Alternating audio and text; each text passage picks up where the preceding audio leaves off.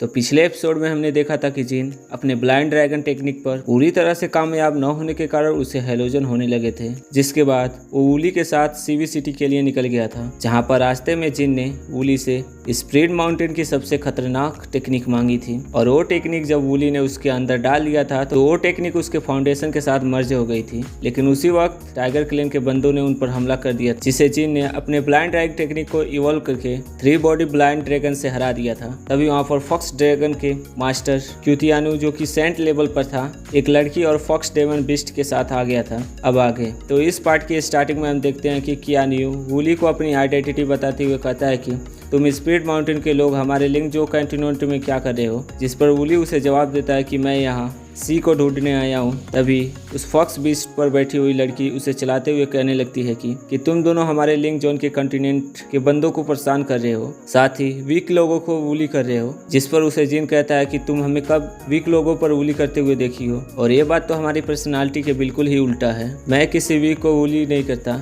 जिसके बाद जिन उस लड़की से कहता है कि छोटी लड़की, तुमको हम लोग के बीच नहीं आना चाहिए। जिसको सुनकर वह लड़की गुस्से में कहने लगती है कि आखिर तुम्हारी हिम्मत कैसे हुई मुझे छोटा कहने की। तभी टाइगर क्लैन का बंदा वो त्यानु से कहने लगता है कि मुझे ऐसा लगता है कि ये दोनों झूठ बोले हैं, पक्का ये दोनों हमारे लिंक जोन कॉन्टिनेंट के एंसेस्टर ब्लड लाइन अवे को जानने के लिए यहाँ पर आए हैं। साथ ही जब प्रिमोडियल होली लैंड डिस्ट्रॉय हुआ था तो स्पिरिट माउंटेन के लोग ही आकर सीवी सिटी को अपने कब्जे में ले लिया था। जिसको सुनकर वूली गुस्से में उस पर अपने ऑरा से अटैक कर देता है, लेकिन उसे त्यानु अपने ऑरा से रोक लेता है। तभी वो टाइगर क्लैन का बंदा वूली का मजाक उड़ाते हुए स्पिरिट माउंटेन के लोगों को गाली देने लगता है। जिसको सुनकर वूली अपने पावर से उस बंदे को एक झटके में ही मार देता है। तो वूली को गुस्से में देखकर जिन अपने मन में सोचने लगता है कि मैंने पहली बार वूली को इतने गुस्से में देखा है, कहीं वूली को गुस्सा होली लैंड के प्रिमोडियल के बारे में सुनकर ही नहीं आया है। तभी गुस्से में त्यानु कहने लगता है कि तुमने हमारे लिंक जोन कंटिनेंट के बंदे को हमारे सामने ही मार दिया, इसके लिए तुम लोग सजा पाने के लिए तैयार हो जाओ।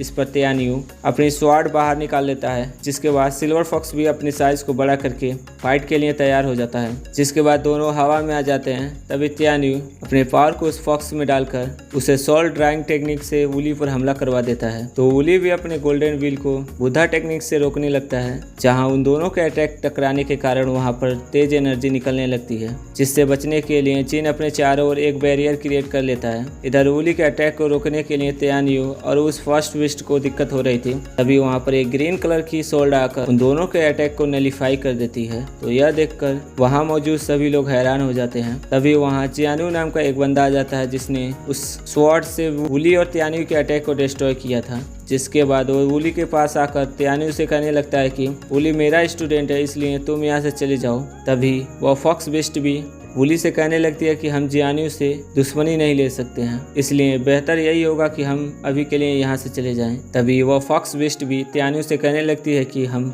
जुआन ली के साथ दुश्मनी नहीं ले सकते हैं, इसलिए बेहतर यही होगा कि हम लोग अभी के लिए यहाँ से चले जाएं। जिसको सुनकर वो लड़की कहने लगती है कि आखिर हम इस बदतमीज लड़के को पनिश क्यों नहीं कर रहे हैं। तभी जिन फिर से उस लड़की को छोटी बच्ची कहकर उसका फिर से मजाक उड़ाने लगता है। तभी त्यानु जिन और वूली से कहने लगता है कि अगर तुमने हमारे शहर में कोई भी गड़बड़ी या कोई भी प्रॉब्लम क्रिएट करने की कोशिश की तो मैं तुम्हें ड्रैगन क्लैन के हाथों मरवा दूंगा। अब वो इतना कहकर उस फॉक्स और लड़की के साथ वहां से निकल जाता है। तो उनके जाने के बाद जियानु जिन से कहने लगता है कि इस बार का होली सन सच में अमेजिंग है, क्योंकि मैं ही व्हाइट सैंड के पीक पर होने के कारण मैं तुम्हारे अंदर से काफी पावरफुल स्पिरिचुअल पावर का अनुभव कर पा रहा हूँ। जिस पर जिन उसको थैंक्स कहते हुए कहता है कि यह सब सिर्फ वूली के गाइडेंस के कारण ही संभव हो पाया है। जिसके बाद वो तीनों चियानु के पैलेस में आ जाते हैं, जहाँ वो एक पल को दिखाते हुए उन दोनों को बताने लगता है कि ग्रेट रिवॉल्यूशन का टाइम जल्दी ही आने वाला है, इसलिए सभी कॉन्टिनेंट को एक अलाइन बनाकर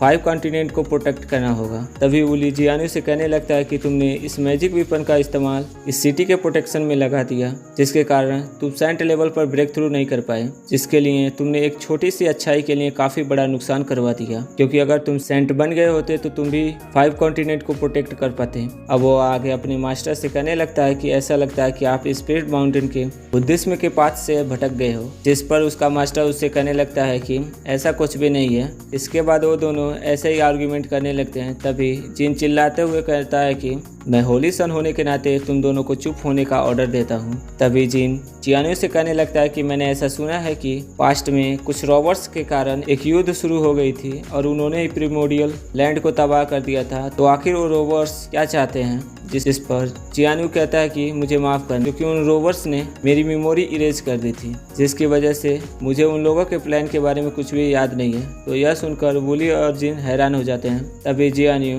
पास्ट का टाइम याद करने लगता है, जहां हम प्रिमोडियल लैंड का सीन देखते हैं, जहां जियानियो काफ़ी छोटा था और खेलते खेलते वह एक जगह छिप गया था, जहां पर कुछ लोगों को आपस में बात करते हुए देखता है। जिसके बाद हम 3 लोगों को देखते हैं, जिनमें से पहले बंदे का नाम जियानियो था, जो कि प्रिमोडियल लैंड का किंग था, और बाकी दोनों बंदों का नाम जिन जैंग और याजी था, और ये तीनों सीक्रेट किंग लेवल पर थे। साथ ही यहाँ सभी वो रोबर्ट्स के बारे में ही बात कर रहे थे। तभी प्रिमोडियल होली लैंड का मास्टर कहने लगता है कि मैं अपने सभी लोगों के मेमोरी को इरेज करके यहाँ से भेज दूंगा, क्योंकि मैं उनके जान को खतरे में नहीं डालना चाहता और इस वॉर को मैं अकेले ही जारी रखूंगा। वहीं ये बात जियानियो ने भी सुन लिया था और वो अपने मास्टर से कहने लगता है कि मैं अपने होम को छोड़कर जाना नहीं चाहता, जिस पर प्रिमोडियल होली लैंड का मास्टर जियानियो की मेमोरी को इरेज कर देता है। वहीं उस मास्टर का फेस जिन से बिल्कुल ही मैच कर रहा था। जिसके बाद कहानी वापस प्रेजेंट में आती है, जहां जियानियो कहता है कि इसके बाद मुझे कुछ भी याद नहीं है, और इसी के बाद प्रिमोडियल लैंड पूरी तरह से तबाह हो गया। जिसके बाद हम जिन को देखते हैं, जो कि पेल रिफाइनिंग कर रहा था,